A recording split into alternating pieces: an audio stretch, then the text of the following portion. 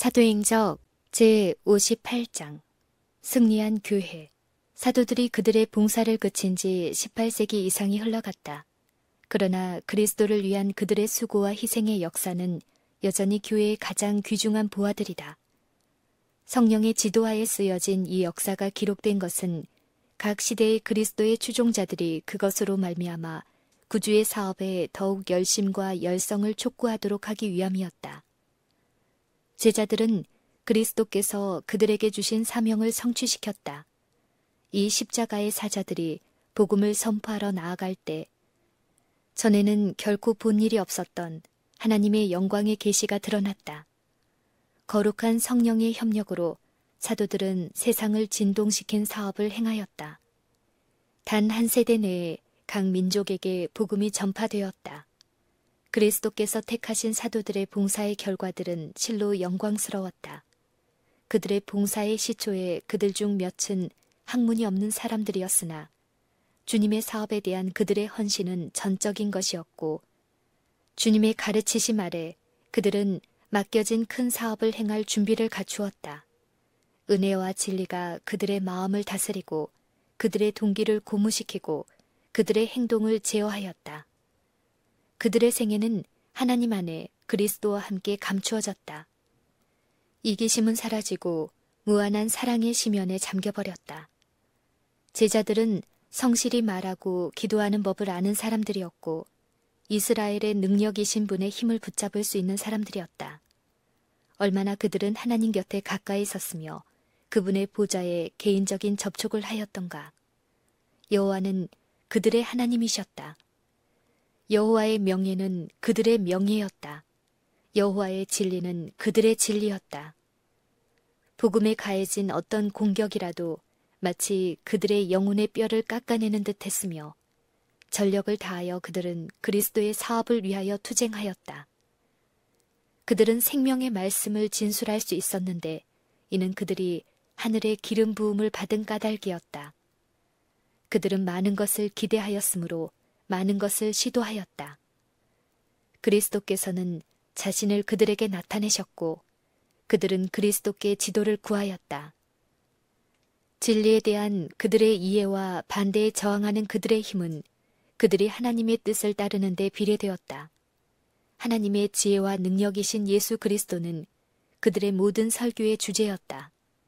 그분의 성호, 즉 사람이 구원을 얻도록 천하 인간에게 주어진 유일한 이름은 그들에 의하여 높임을 받았다. 그들이 부활하신 구주 그리스도의 완전하심을 선포할 때에 그들의 말은 사람들의 마음에 감동시켜 남녀들이 복음을 받아들였다. 구주의 성호를 모독하고 당신의 능력을 멸시한 군중들이 이제 자신들이 십자가에 못 박히신 분의 제자들임을 고백하였다. 사도들이 그들의 사명을 성취시킨 것은 자신의 능력으로가 아니라 살아계신 하나님의 능력으로였다. 그들의 사업은 쉬운 일이 아니었다.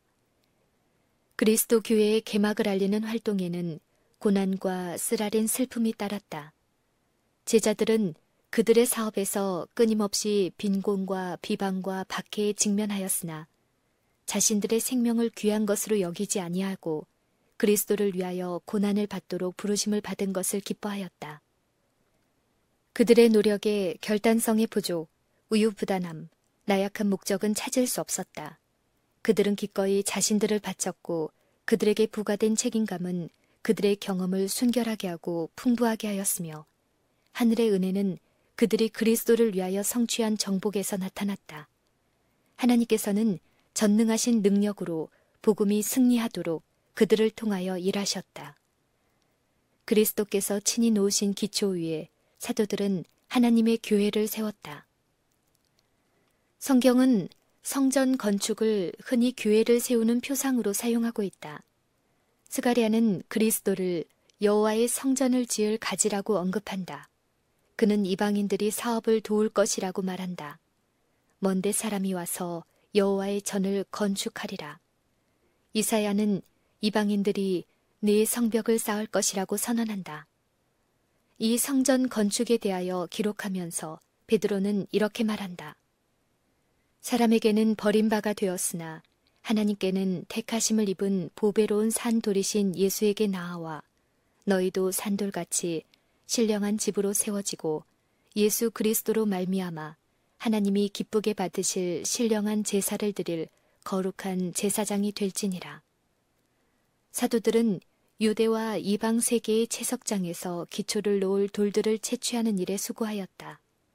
바울은 에베소에 있는 신도들에게 보내는 그의 편지에서 다음과 같이 말하였다. 그러므로 이제부터 너희가 외인도 아니요 손도 아니요 오직 성도들과 동일한 시민이요 하나님의 권속이라. 너희는 사도들과 선지자들의 터 위에 세우심을 입은 자라. 그리스도 예수께서 친히 모퉁이 돌이 되셨느니라. 그의 안에서 건물마다 서로 연결하여 주 안에서 성전이 되어가고 너희도 성령 안에서 하나님의 거하실 처소가 되기 위하여 예수 안에서 함께 지어져 가느니라. 그리고 바울은 고린도인들에게 다음과 같이 기록하였다. 내게 주신 하나님의 은혜를 따라 내가 지혜로운 건축자와 같이 터를 닦아두매 다른 이가 그 위에 세우나 그러나 각각 어떻게 그 위에 세우기를 조심할지니라. 이 닦아둔 것 외에 능히 다른 터를 닦아둘 자가 없으니 이 터는 곧 예수 그리스도라.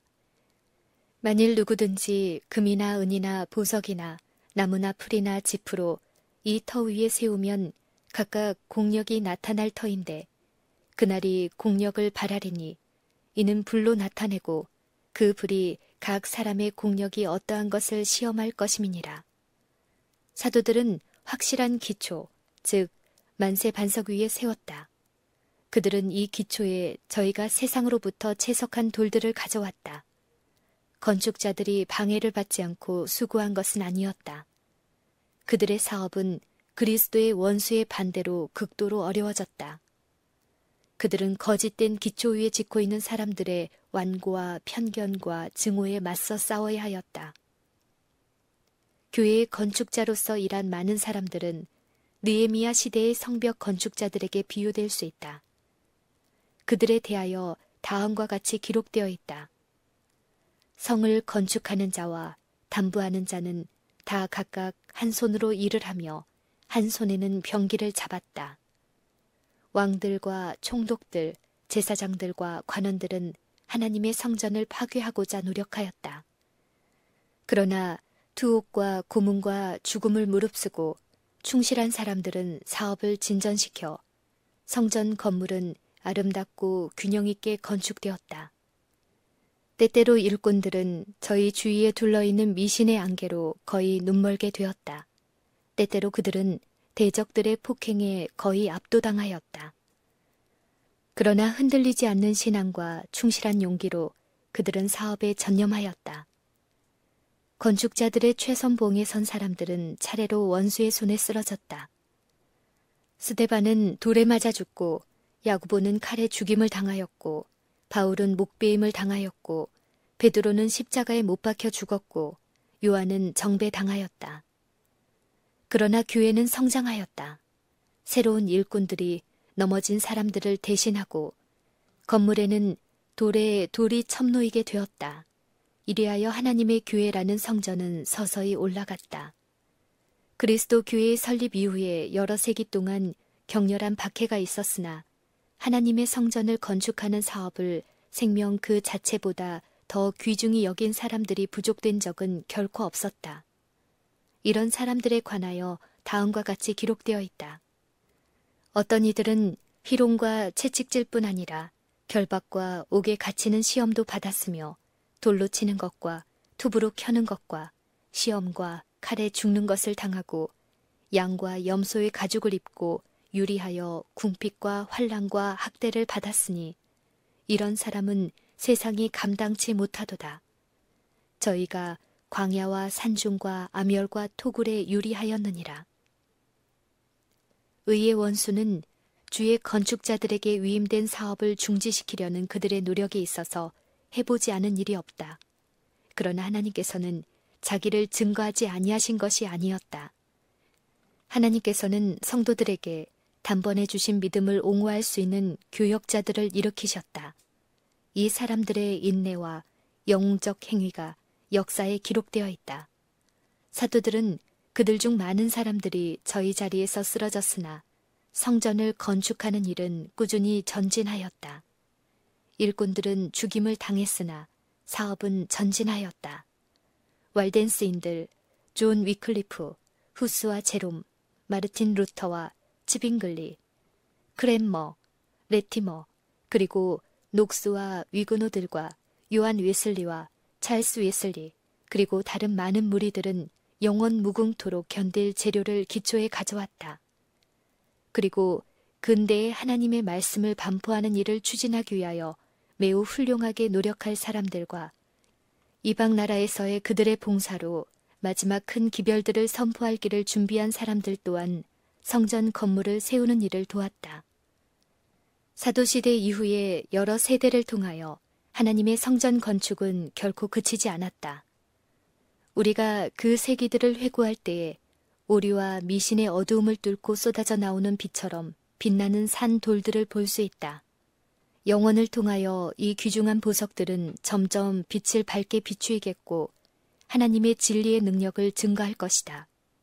이 닦은 돌들의 번쩍이는 빛은 빛과 어두움, 진리의 금과 오류의 찌꺼기 사이에 현저한 대조를 나타낸다. 바울과 다른 사도들, 그리고 그때 이래로 산 모든 의인들은 성전 건축에 그들의 역할을 행하였다. 그러나 건물은 아직도 완성되지 않았다.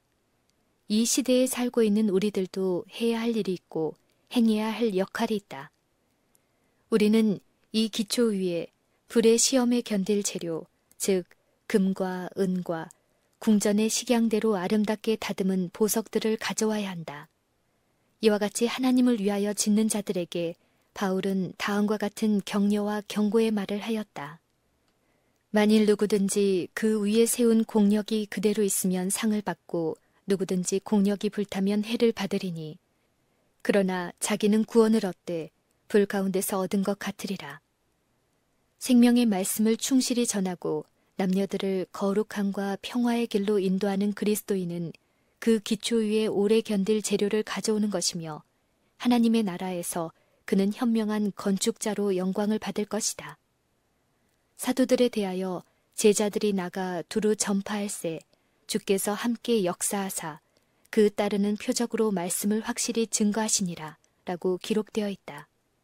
그리스도께서는 당신의 제자들을 내어보내신 것처럼 오늘날도 당신의 교회의 교인들을 내어보내신다. 사도들이 가졌던 동일한 능력은 그들을 위한 것이다. 그들이 하나님을 그들의 능력으로 삼을 때 하나님께서는 그들과 함께 일하실 것이며 그들은 헛되이 수고하지 않을 것이다. 그들이 종사하는 사업은 주께서 당신의 승인의 인을 찍으신 사업이라는 사실을 깨닫도록 하라. 하나님께서는 예레미야에게 다음과 같이 말씀하셨다.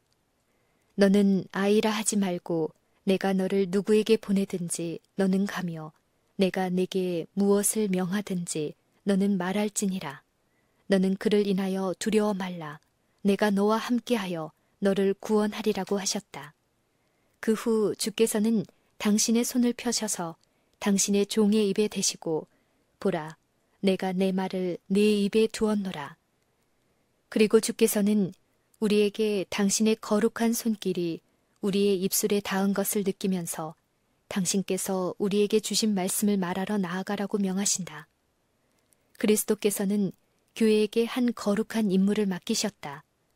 모든 신자들은 하나님께서 당신의 은혜의 보화, 신비스러운 그리스도의 불을 세상에 전할 수 있는 통로가 되어야 한다. 세상에 당신의 성령과 당신의 품성을 대표할 대리자들만큼 구주께서 바라시는 것은 없다. 인간을 통하여 구주의 사랑을 나타내는 것만큼 세상이 필요로 하는 것은 없다. 온 하늘은 그들을 통하여 하나님께서 그리스도 교회의 능력을 나타내실 수 있는 남녀들을 기다리고 있다. 교회는 특별한 사업을 하도록 그분께 능력을 받아 진리를 선포할 하나님의 기관이다. 교회가 하나님께 충성하고 그분의 모든 계명을 순종한다면 교회 안에는 거룩한 은혜의 미덕이 있을 것이다. 만일 교회가 충성한다면, 이스라엘의 주 하나님을 영화롭게 한다면 교회에 맞설 만한 세력은 없다.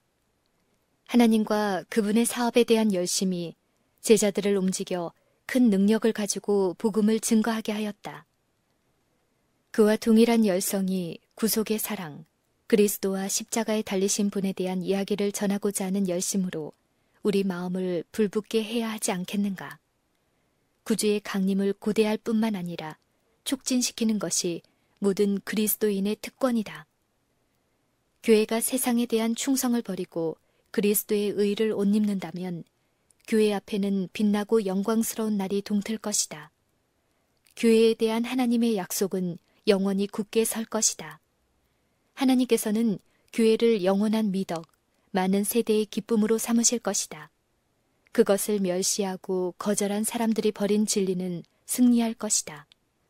비록 때때로 저지당하는 듯이 보이는 그 발전은 결코 저지되지 않았다. 당신의 기별이 반대를 만날 때 하나님께서는 기별에 좀 더 힘을 주셔서 보다 큰 가마를 끼칠 수 있게 하신다. 진리는 거룩한 능력을 부여받아 가장 굳은 방벽이라도 뚫고 나아갈 것이며 모든 장애를 극복할 것이다. 그분의 수고와 희생의 생애 동안 무엇이 하나님의 아들을 붙들어 주었는가? 하나님의 아들은 당신의 영혼의 수고의 결과를 보시고 만족히 여기셨다. 영원을 내다보신 그분은 당신의 굴욕을 통하여 용서와 영생을 얻을 사람들의 행복을 바라보셨다. 그분은 구속받은 자들의 환호성을 들으셨다. 그분은 구속받은 자들이 모세와 어린 양의 노래를 부르는 것을 들으셨다. 우리는 장래, 즉 복된 하늘에 대한 계시를 받을 수 있다. 성경에는 하나님께서 손수 그리신 광경인 미래의 영광의 계시들이 나타나 있는데 이 계시들은 당신의 교회에게 귀중하다. 믿음으로 우리는 영원한 성읍의 문턱 위에 서서 이 세상에서 그리스도와 협력하고 그분을 위하여 고통당하는 것을 영광으로 여긴 자들에게 주어질 정중한 환영사를 들을 수 있다. 내 아버지께 복받을 자들이여 나오라고 하는 말이 들릴 때에 그들은 구속주의 발 앞에 그들의 면류관을 내려놓고 죽임을 당하신 어린 양이 능력과 부와 지혜와 힘과 존귀와 영광과 찬송을 받으시기에 합당하도다. 보좌에 앉으신 이와 어린 양에게 찬송과 존귀와 영광과 능력을 세세토록 돌릴지어다 라고 부르짖는다. 거기서 구속받은 자들은 그들을 구주께 인도한 자들에게 인사하고 모두 연합하여 인류로 하여금 하나님의 생명의 길이와 같은 생명을 얻게 하기 위하여 돌아가신 그리스도를 찬양한다. 싸움은 끝난다. 환난과 투쟁은 종식된다. 구속받은 자들이 죽임을 당하셨다가 다시 살아나신 어린 양의 승리의 정복자가 되시기에 합당하시도다 라는 즐거운 노래를 부를 때 승리의 노래가 온 하늘을 진동시킨다. 내가 보니 각 나라와 족속과 백성과 방언에서 아무라도 능히 셀 수 없는 큰 무리가 흰옷을 입고 손에 종려 가지를 들고 보좌 앞과 어린 양 앞에 서서 큰 소리로 외쳐 가로되 구원하심이 보좌에 앉으신 우리 하나님과 어린 양에게 있도다 하니라. 이는 큰 환난에서 나오는 자들인데 어린 양의 피에 그 옷을 씻어 희게 하였느니라. 그러므로 그들이 하나님 보좌 앞에 있고 또 그의 성전에서 밤낮 하나님을 섬기매 보좌에 앉으신 이가 그들 위에 장막을 치시리니 저희가 다시 줄이지도 아니하며 목마르지도 아니하고 해나 아무 뜨거운 기온에 상하지 아니할지니 이는 보좌 가운데 계신 어린 양이 저희의 목자가 되사 생명수 샘으로 인도하시고 하나님께서 저희 눈에서 모든 눈물을 씻어주실 것이미러라.